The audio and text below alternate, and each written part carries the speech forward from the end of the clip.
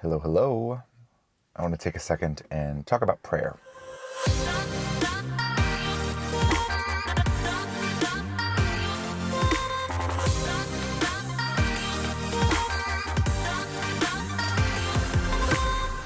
Now, I have my own relationship with prayer that I think is both very old and very new.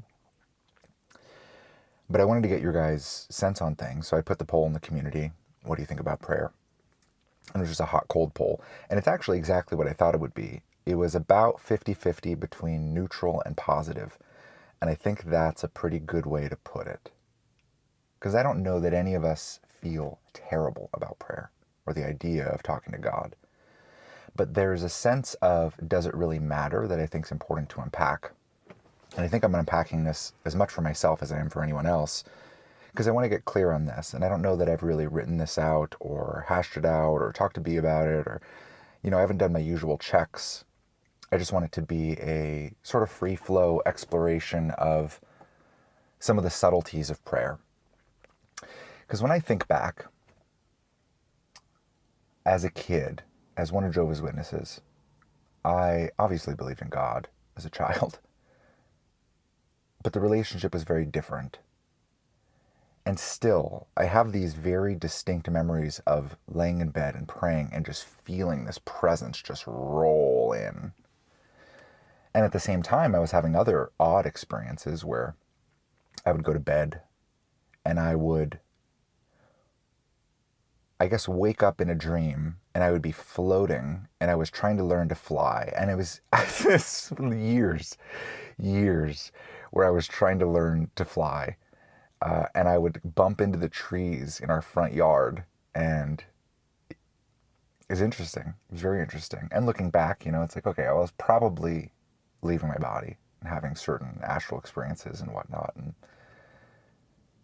I think there's some element of that kind of runs in my family. My mom, when she was sick, she was sick ever since the time I was born. Probably 6 months before I was born, she fell. She was out preaching for Jehovah's Witnesses.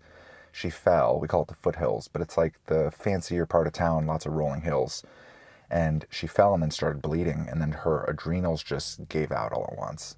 And it's partially, I think, because of the pregnancy, but also partially because she ran her adrenals dry anyway.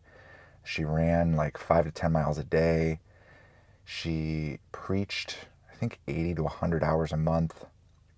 And obviously was also a mom and, all of that. So I think she was stressed out anyway. But anyway, when she passed away, it was June 4th, 2011 that she passed away, just kind of in her sleep. But 2 weeks before that, she tried to commit suicide. She took a whole bottle of her sleeping pills. It's called temazepam. They don't even prescribe it anymore. I think it's a benzo, similar to what Jordan Peterson was addicted to. And yeah, that was probably, actually, it was a little bit more than 2 weeks beforehand. It was actually in May, because it was my high school graduation. She was in the mental institution, so she missed my high school graduation. So I wrote a song I was valedictorian, and I also wrote a song, and I also did the video announcement. So I was showing her all of the things that I was going to be featured on as the president of everything. And I guess around that time, she was taking the pills, temazepam, the benzo. She was taking them, I think, every night to go to bed because she couldn't sleep. And she had this thing called diabetes insipidus, which is your kidneys don't produce the chemical that tells your body to hold water. So she was losing all of her electrolytes.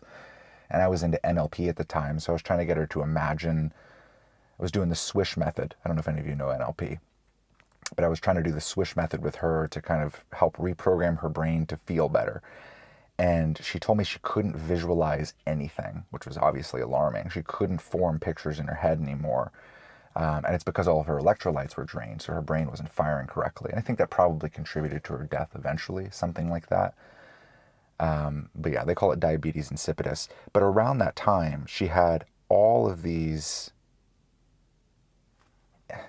she described them as like handprints. She would feel these hands pressing in on the bed, right? Like this like psychic attack that felt very visceral. So I think there's some degree of the psychic phenomena and of there being more to a relationship to God and to reality than just a biblical, secular, dry, there's God above a dude and everything else kind of worldview. Like there is phenomenological experiences that seem to run in my family. I don't even know why I'm getting into all of this. I hope it's interesting to some degree. I find it fascinating. But I think that's part of what I don't even know how it's related. I think it's part of what I'm trying to parse out with God and prayer. Is there something real, right? It's not just that we are setting an intention, right? And I don't believe that we are like casting spells on reality and our words mean so much and yada, yada, yada, yada, right? There's the very new age perspective of our words and our thoughts are so powerful. And I think that's a both arrogant and ungrounded sense of what reality actually is. My sense is that our words and our thoughts don't really mean much except for where they translate to action.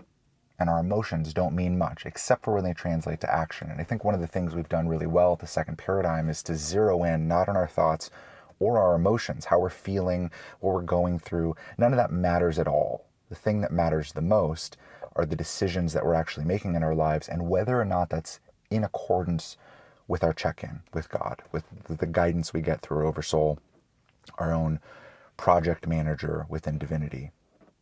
And at the same time, right, and this is where things get murky for me and why I haven't prayed in really years. There was a little stint where I tried to get into the Bible and we prayed a few times, like ceremoniously, but I haven't cared about prayer really at all.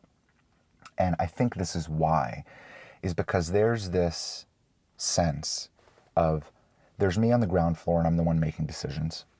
There's my Oversoul, which is my project manager within divinity, and there is God, and this larger network of God is helping to guide my life. And I'm making decisions based on that guidance essentially all the time. And the idea that I would make requests seems almost petty. It seems not entirely meaningless, but kind of. I think that's why prayer felt, and still does feel to some degree, neutral to me, is yes, I can whine to God about how I don't like my circumstances, but our core philosophy of the second paradigm is something like embrace what's already happening and know that divinity is already working through the circumstances that you're in, not the circumstances you want to be. And if you were to be inside of the circumstances you wanted to be, you would grow slower. Right? That's the whole point of what's here. And that idea is so much of a focus that the idea of talking to God and asking for things almost seems silly. But recently, I've been praying a little bit more with Miriam, and will pray before she goes to bed at night. She goes to bed usually 3 or 4 hours before me. And it's not every night. We're not like a model Christian couple, right? But when we do pray, and when we pray together, and maybe this is another layer of it, there's this sense of a very deep check-in, very deep. And there's something about hearing the words come out of my own mouth, whether it be my grievances or my curiosities, or things I'm unclear about in the future, or things that I really am hoping for that I believe wholeheartedly to be God's will, right? I believe that this is on the timeline I'm being guided to. There's something about hearing the words come out of my own mouth that feels like it's so much more for me than it is for God. And I think that's the piece, the utility of prayer that I've been missing and have been overlooking, is that maybe talking to God isn't about, hey God, I really don't like what you're orchestrating for me now. I really don't like my circumstances, and I really don't like what's coming, right? I don't think that's the point. I think it's more so, here's how I understand things. And sitting in the energy of how we understand things in contrast with the wisdom of God. It's like going through a check-in, but not so open-ended. Right? I think it's one thing to go, call my Oversoul, I used to be disconnected from the collective field. I call in my truest soul essence. What's here? That's one thing. It's very open-ended, and usually it's very momentary. It's precisely about what's here in that moment, and often it's nothing here, not a big deal.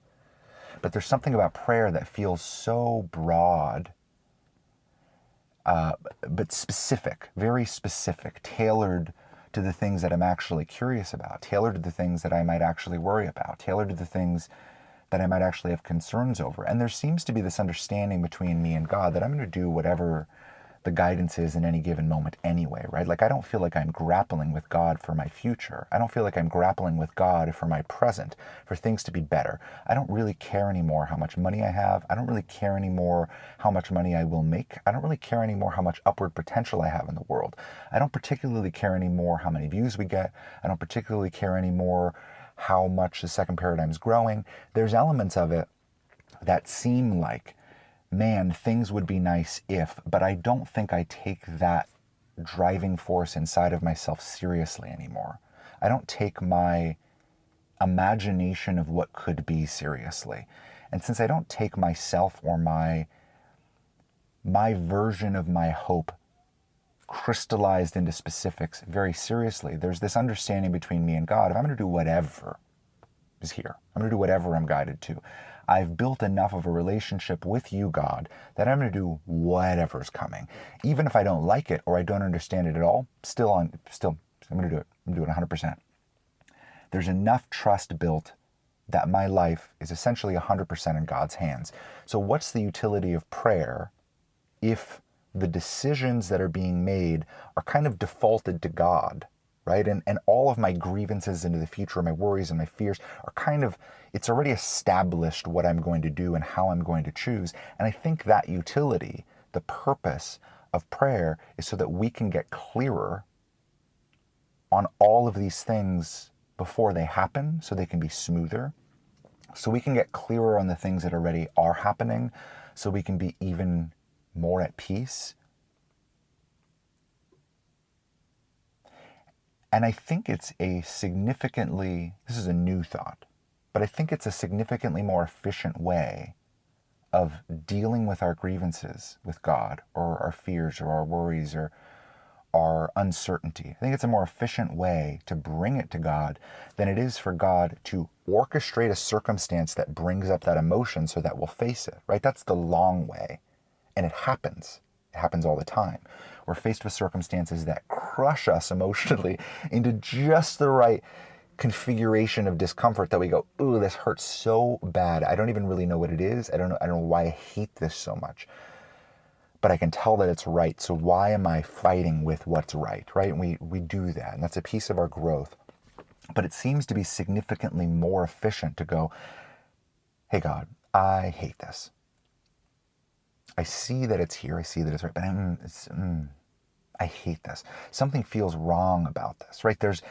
It's efficient because we are drudging up our own emotional pockets. We're working in collaboration with God. So God doesn't just have to go, hey, here's all of your internal grievances. It's time to face them in this order. We can go, hey, here's all of my internal grievances, and I'm ready and prepared to face them in this moment to the greatest degree I possibly can. And I'm asking for some degree of wisdom to come into these emotional pockets because I know that's what you're trying to do for me anyway. I think prayer is an unbelievably positive thing. Not so we can renegotiate reality now or in the future. I think that use of prayer is worthless. Pointless. Because as intuitive people, we're going to do the things that are most aligned anyway. But us getting on board with those things, that's not worthless. That's not pointless. And us understanding more about our grievances, that's not pointless. Us feeling more at peace, that's only for our benefit. So I'm feeling this whole paradigm of prayer kind of flip on its head, and I'm realizing this has always been for me. This isn't for God to understand what's happening in my life. That's a really silly perspective. Because I know in any given moment, God, my oversoul, has a much better understanding not only of my circumstances and where the world's at and all of the future timelines that are most probable, but also of my own internal world. I know that divinity has a better understanding of me than I have of me. So it's an arrogant and I think childish thing to go, God, please, if I should just have this thing. I think it's a very arrogant and childish perspective, and it's something that works out of us through time. It's a maturity that we grow, that we develop by going, okay, I'm going to embrace the full weight of reality as it is right now. And if I don't change anything, and if I accept that nothing may ever change to make this feel better, then maybe I can just get over it. Right? There's an element of adulthood and maturity that feels something like that. Maybe I can just get over the things that I have such deep grievances with because they are obviously either unchangeable, or if they are changeable, would not be to my benefit to change them. I can trust that God has a better perspective of me, my emotionality, my psychology, where I'm going, what I'm building, and how the world will react to it, and in what way my skill sets can be best utilized. So maybe prayer is for us. And I think in a personal, one-on-one conversation with God, that's the point. The point is, God, I'm going to bring you my anxieties. I'm going to bring you my worries, and let's handle them now. I'm ready. And honestly, I think there's an element of it where God goes, hey, do you want to pray? It's not even that we're randomly out of the blue going, please, God. It's just God goes, hey, there's an opening here for you to deal with some stuff. Do you want to deal with it kind of all at once and in a focused time period where your own conscious mind is fully engaged with the process of scanning the energy, dialing into what's here, prioritized by your own emotions and the things that matter to you most? Do you want to go through a check and have a conversation and deal with some things? Do you want to have our weekly meeting or our daily meeting or our quarterly meeting, or do you want to have like a board meeting, sit down and talk about the direction of your life and make sure we're on the same page? Kind of seems like God, as the leader and guiding force of our life, kind of wants us as adults, as mature adults, to go, I know I'm not going to change anything, but I want to deal with some things. Because if I don't change anything, I'm a little bit uncomfortable with that. And I don't want to be. I would love to be fully on board with all the guidance, because cognitively I understand that this is the best possible path forward. Cognitively I understand that. Emotionally, not fully on board. So let's take a moment, God, to come together and hash out some of this emotionality, hash out some of my biological retardation.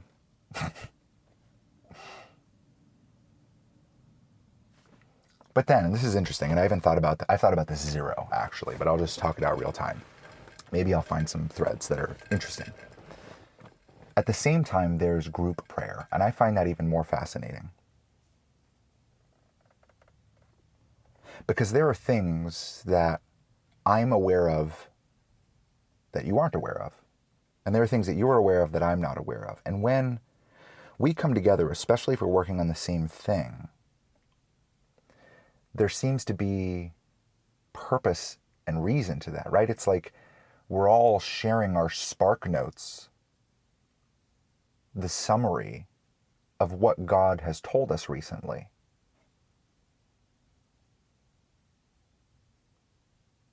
And I think that's important too, because I understand that given my psychology, there are certain things that I am incapable of seeing about the world that you are capable of seeing about the world. I recognize that. And I recognize that there are things that you are incapable of seeing about the world that I'm capable of seeing about the world. And there's something about being able to share those spark notes from God's lecture to us constantly, right? There's something about sharing notes that's helpful to orient ourselves within reality more accurately. And I think that's something I'm really interested in, is what is the utility of group prayer? And what would that even look like? What is the best possible configuration of that? And I'm not entirely sure. But I almost imagine, everyone circled up in a very new age, repulsive way. It repulses me a little bit, honestly. But I imagine everyone circled up and praying and sharing their thoughts and intentions to God in the space with God. And I find that really, really interesting. Really interesting. And maybe it's a little too ceremonial. Maybe it's a little too formal. Maybe it's a little too silly. Maybe something like that would never really happen. But it seems like there'd be some purpose there. And I wonder to what degree it would be helpful for me to pray for you guys. Like, not me saying, please help them, because I honestly don't think you need it. And I don't think me praying for you does much of anything, because you already have a real-time personal connection with God.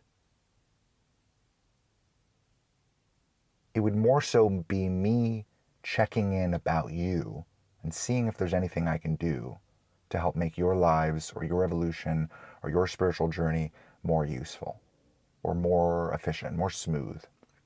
Maybe there'd be utility in that, but I don't see, please help Ben and Danny and Nick, and I don't see that as useful. So is there utility in me praying to God with you guys, like me leading a prayer? And I don't know yet, honestly. I don't know. I don't know. I really don't. And maybe what it comes down to is there are things that I would say and ways that I would articulate things that might matter, that might help. And being in that space together might matter more than a silent check-in, more than settle in on your own time, feel if there's anything here from you, from God, right? Like maybe there is more to us being in a shared, coherent field than that. And I think there's an element of me that's just hesitant to do it because I'm inching closer and closer to religious leader, which I don't like. But man, it feels relevant. It does feel relevant.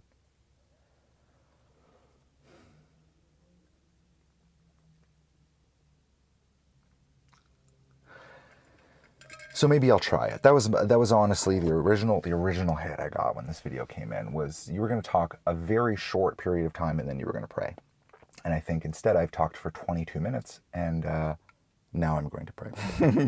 So maybe that's a little bit in reverse, but I know that I'm hesitant for something I can't even quite put my finger on, but I'll see if it's useful. And I'd love for you to let me know if it's useful. So let's try it. Let's try.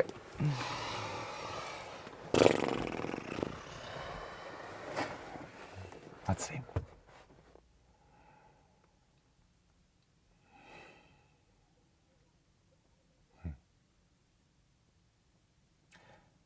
God,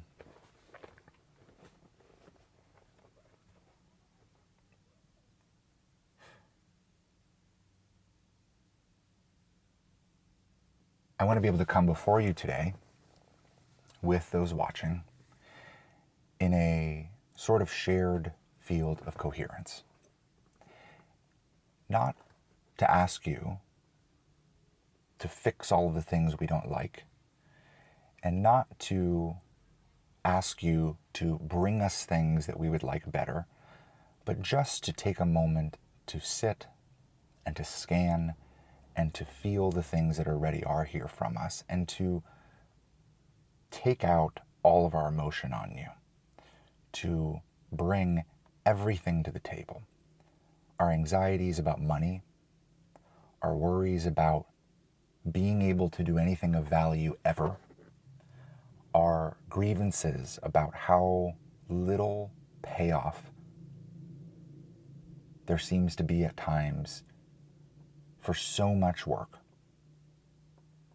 and our doubts that this sort of path of trusting ourselves, trusting you in this sort of world could ever actually go anywhere at all.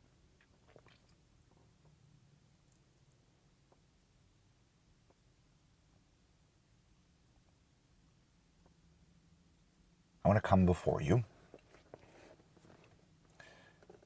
to air all of these grievances, not to yell at you, and not to even ask you to change anything at all. Not so you'll do anything, but just so we can be in our own connection, in our peace, in the energetic of what is true, in the energetic of our maturity and of our wisdom, maybe just for long enough that some of those grievances can begin to loosen, where we can begin to understand that money is an idea, that nothing really matters. Our finances don't matter. And to the degree that they do matter, they certainly don't matter more than our own soul and the trajectory of our entire lives. And that seems to be what's at stake. Everything we have the potential to become can be derailed by an idea, a fabrication.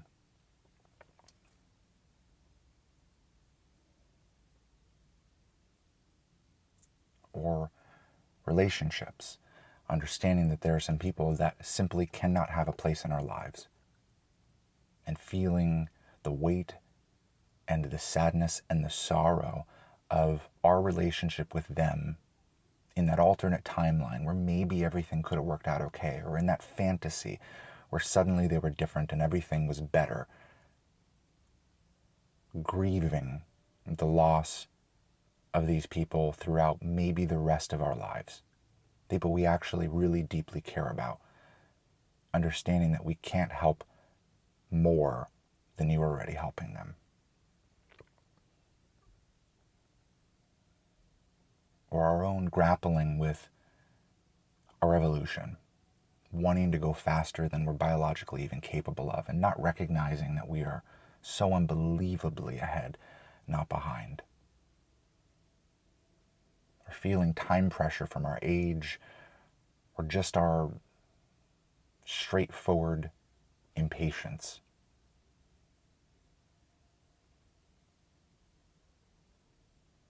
Knowing that things are moving as quickly as they possibly can.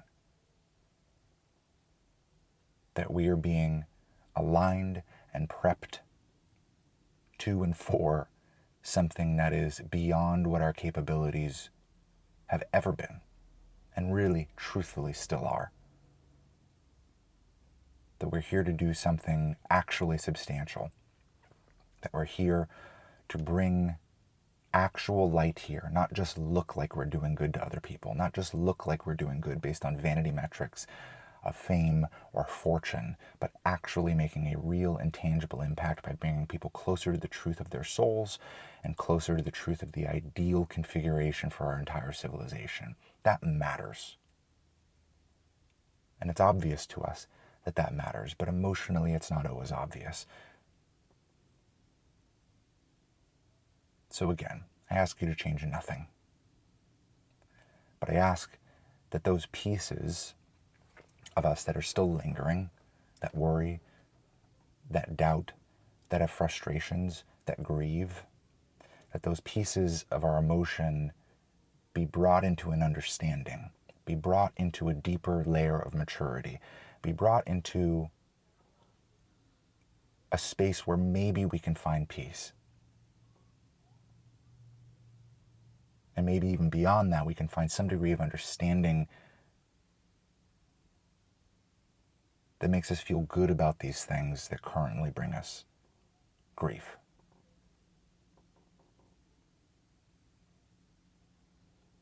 We understand that ultimately all of our appeals to you and this prayer isn't really about you learning anything about us, because you already know everything, or about you making different decisions based on how we feel, because you're already taking all of that into account.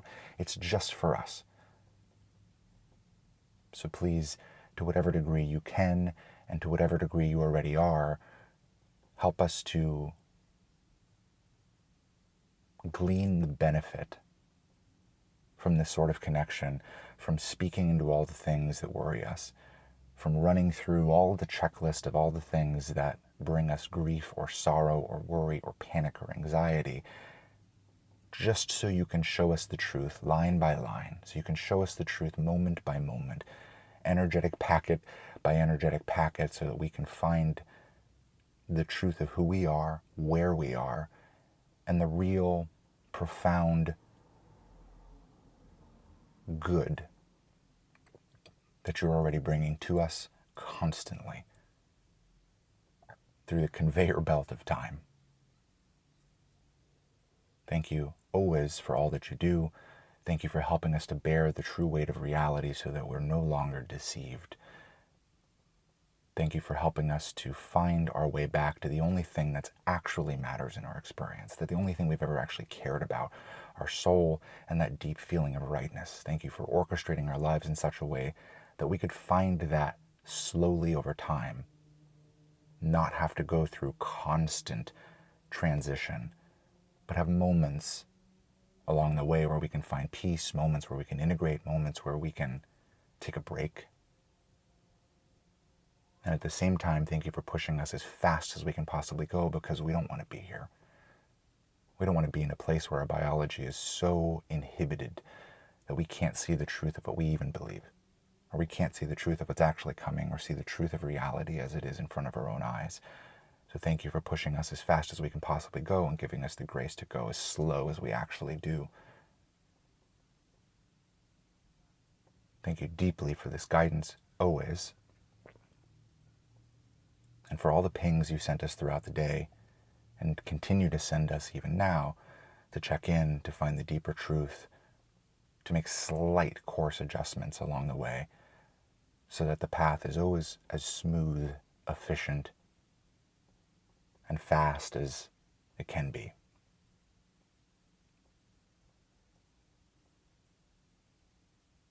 To whatever degree that it actually matters or changes anything, we hope deeply for our life's work, for the things that are coming, and for good to happen here.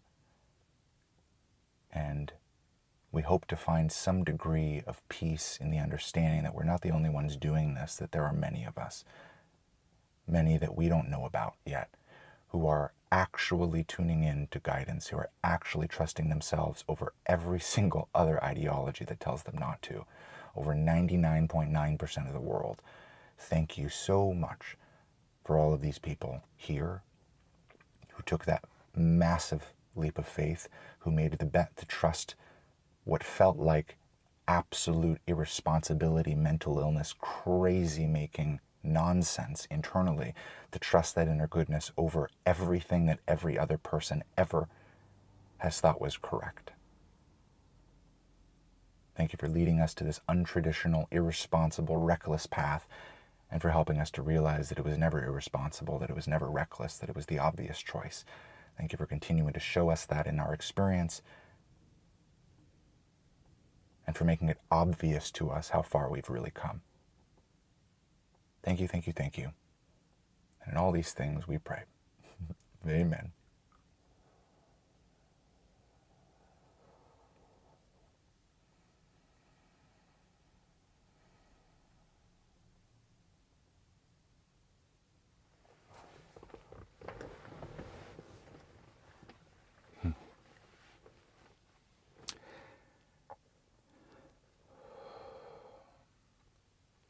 See, as much as I might take issue with the idea of prayer, and I haven't fully slotted it ideologically, there's something about that that seems like it matters. There's something about that that's deeper than right now.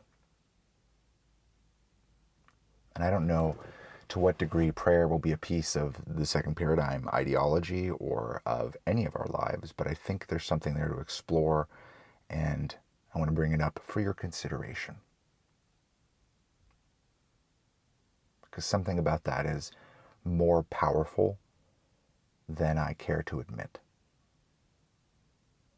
So thanks for tuning in, thanks for watching, and I will see you later. Talk to you in the comments. Bye.